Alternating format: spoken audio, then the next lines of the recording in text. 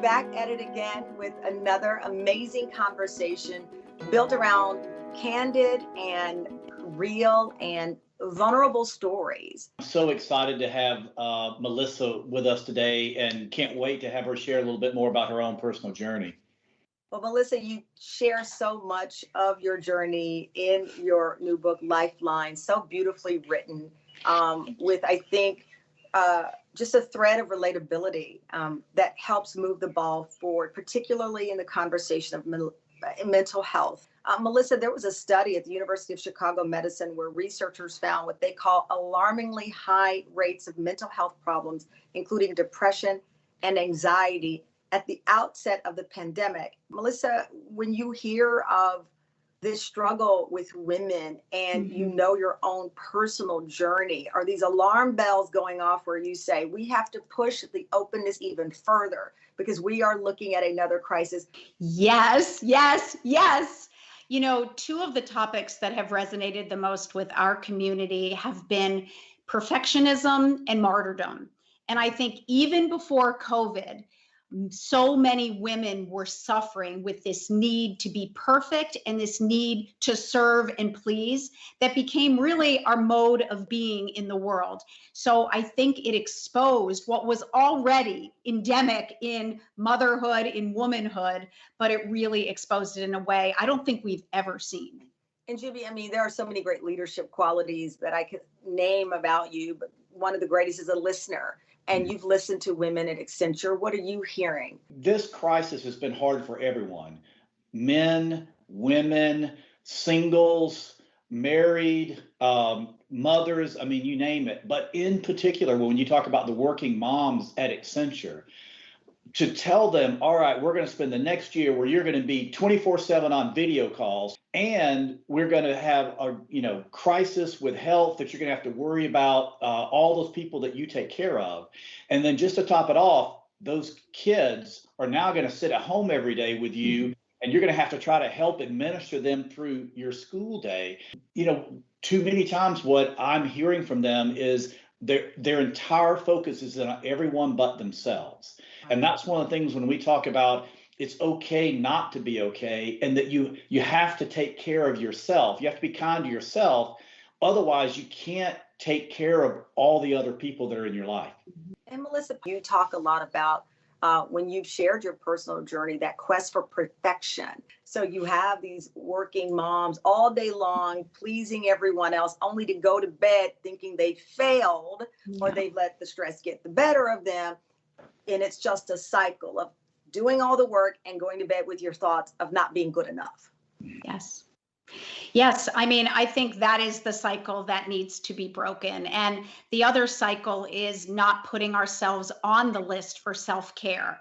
We can say we need to care for ourselves, but we're all serving from empty wells. So I have had to learn the hard way that I must fill my own well before I can adequately serve others. And that is the message I'm trying to show so many other women, that we need to take that time, even if it's 10 minutes a day, to say for 10 minutes. And I've had to work with women who are on our community of seekers.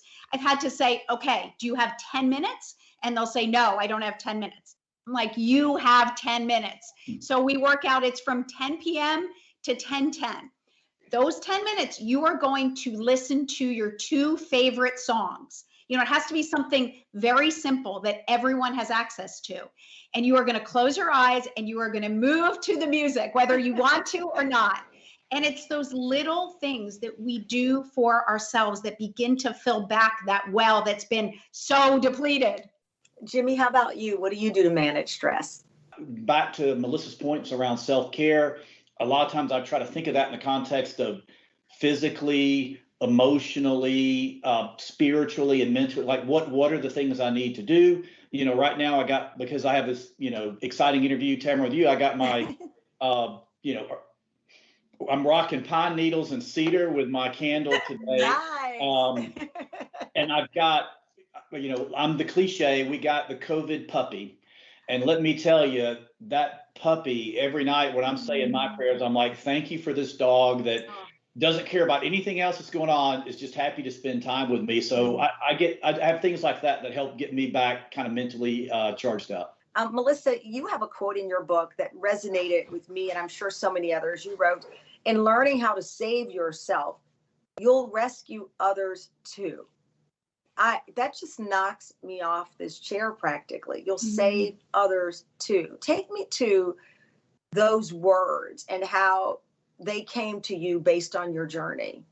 That societal myth of women that we need to always be there for others and always be perfect and always put on this shiny face and can never show our own vulnerability is alive and well, even through COVID. It's like, share it a little with your peers, but not too much so that it appears you're broken, because we can't show too big a chink in our armor. It's clear today's leaders have to be comfortable also being vulnerable themselves. And I think there's a lot more recognition now that we do want to talk about these things. Again, I think something that's positive with the pandemic is a lot of things technology has stepped in to try to make happen virtually. People getting help in this space has often felt a bit taboo. I think it makes it easier, more confidentially. I can get on, video and talk to a therapist. But in general, I think people are connecting despite the fact that we're not physically together. And I get asked a lot in interviews, has your relationships with your CEOs of your clients and that kind of thing, has it deteriorated because you're not meeting with them face to face? And I said, actually, I think a lot of my relationships are even stronger now, because when we start off any conversation with the typical, "Hey, how you doing?" instead of just quickly moving on to the work topic, we're kind of looking at each other going, "No, like, seriously, how are you doing?" And we will get into very intimate and vulnerable conversations about what's going on, not just necessarily in work. And so I'm always the optimist. I'm always looking for the silver linings in some of the things that we're dealing with.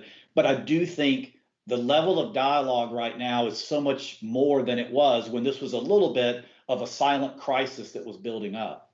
Melissa, before we wrap up, I'd love to hear where you think things are right now overall in the mental health conversation.